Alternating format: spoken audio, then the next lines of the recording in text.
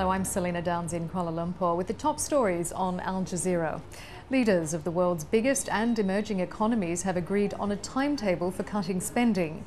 The agreement to slash budget deficits in half over the next 3 years was announced at the end of the G20 meeting in Toronto, Canada. But the final communiqué leaves it up to individual countries to implement the measures. The Obama administration had expressed concern that reducing spending too quickly might set back global economic recovery. And away from the diplomatic chatter, there have been more violent protests. Police fired tear gas to push back demonstrators as they approached the summit's security fence.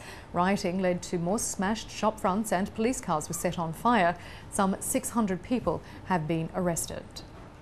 Al Jazeera has learned that Afghan President Hamid Karzai has met Sirajuddin Haqqani, whose group is said to be responsible for several high-profile attacks in Afghanistan. Washington says the organisation has ties to the Taliban and Al-Qaeda. The Afghan government denies the meeting ever took place.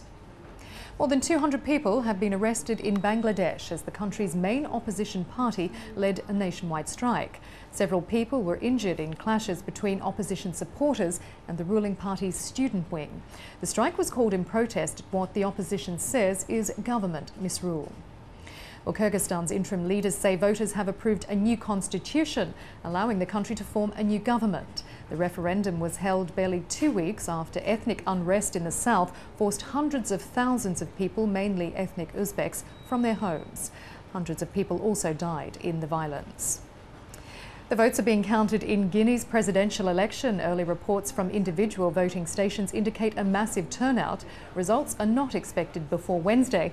It's the first free election to be held in the West African nation since it gained independence from France 50 years ago.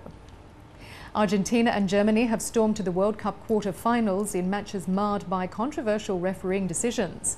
Argentina overcame Mexico 3-1, with the opening goal by Carlos Tevez being allowed despite him being clearly offside, and England had a goal not given as they went down 4-1 to Germany. Well, for more on our website, you can log on to aljazeera.net/English.